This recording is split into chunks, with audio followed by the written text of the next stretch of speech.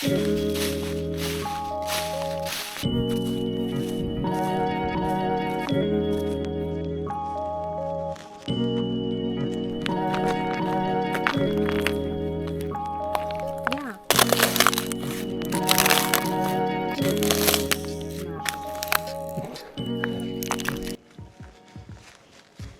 what is my problem with APS-C?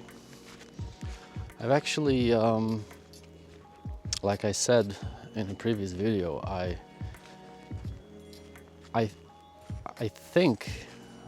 assume that I made my best pictures using the full frame camera, the A7 II and the A7C, and that was the main reason.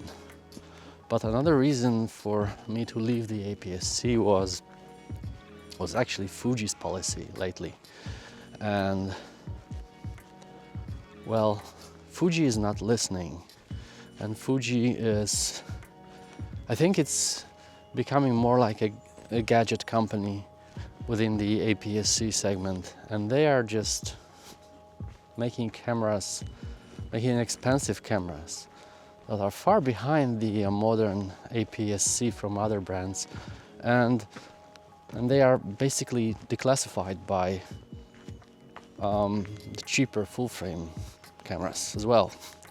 So of course they have the recipe and the color system that is very unique, that has something special about it. It has that Fuji magic. They have the great design, although you can see the issues with the new XE5, which has some problem with the camera, the belt attachments that are falling out, which is basically crazy for a camera that costs over $1,500. So that is likely the reason that I was actually using Fuji for a very long time. Then I left the Fuji and then I bought it again, and now I'm leaving it again because I have what I need with the full frame systems that are basically cheaper right now, and they are compact, maybe not that pretty as Fuji, but still. There's actually a lot of full frame cameras, the cheap full frame cameras, that outperform Fuji's APS-C. So for example, the Canon, which is, well, they currently have the cheapest full frame, which is the Canon RP, and they've launched the new 45 1.2, which is not expensive at all. And well, if you use the non-L lenses, you can pretty much get everything you need. You can get some third parties that are happening, like the manual lenses. The Sigma is slowly entering the RF world as well. So, well, there will be more lenses in the future, in the near future, I think so. So basically, Fujifilm was my favorite APS-C system for a long time, except the Ricoh. But I've used Fuji for a long time, and due to its form factor, the colors, and the overall experience, well, maybe except the autofocus, was really great. And well, they screwed this up with the new policy, with the new, well, hype thing that was happening around, and the new Fuji prices are way too high than what they actually offer. And you can see that, well, I think there's some kind of change in the customers' behavior, because people are not buying that much Fuji here anymore.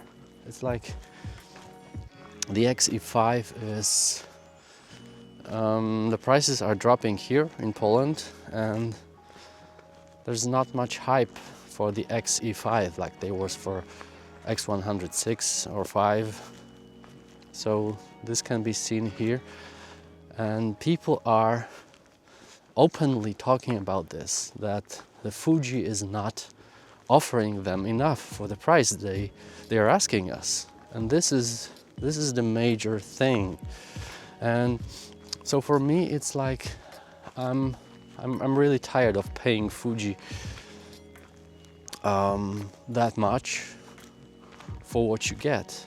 You buy the new Fuji, the XE5 or XT30 Mark III or whatever APS-C camera from Fuji, and then you take the cheapest or like a mid full frame camera, and you just can't go back, because you can see the detail, the dynamic range, everything is better. And for me that was this turning point when I thought, okay, I'm just too far with the full frame, that each time I see the APS-C image, there's something that makes me want to grab a full frame instead of APS-C, because I have this something, this rendering, this DOF, this dynamic range that is far better than the APS-C. And the AF, of course, and the AF. Well, the AF from Fuji is legendary. I don't think I will be coming back, because I don't think Fuji will listen, at least for a long time, unless their sales drop to the point where they're gonna think about the the photographers, not just the TikTokers, not the Instagrammers that just like to just take the camera and flash it in the new video, and like treat it as a keychain or an expensive accessory. Yep, I'm complaining, I know, but this is basically the thing that pisses me off right now, and that I've invested so much time and money into Fuji, and I thought the XM5 is gonna change it. It was a great camera, but I didn't, I didn't feel that much of a connection with it. I would love to go back to Ricoh, but they still didn't figure out the weather sealing and the dust problems, and that is what is, well, a major issue for me, because I'm a very pedantic when it comes to the gear, so I hate to have dust on my camera. And I mean, it's okay when I can wipe it off at home, but I don't like when it goes inside the camera. So that's what is like preventing me to get the new Ricoh, because they basically made a new camera and they still haven't figured the weather sealing for the lens, and I don't want to put the filter adapter on it because it loses the pocketability. Yeah, so that's the great reason to get a full frame that is bigger. But yeah, for me it's not an issue. I actually don't need the pocket camera. It's fine for me if it's small enough to put it in the a small sling bag that I can carry with me every day. So that is okay. If it fits, it fits. That is okay for me. And some like a small neck strap that keeps the camera on my chest, so I can use it wherever I see something interesting. So this is why I got myself the cheap everyday full frame camera, and that is basically the half price of the Fuji Xe5, and you get the nifty 50 with it. So I guess the future is bright, and the future is full frame. Stay tuned for a new video where I will review this cheap full frame camera that has stolen my heart. And it's a little retro as well. And keep on shooting, regardless if it's APS-C or full frame.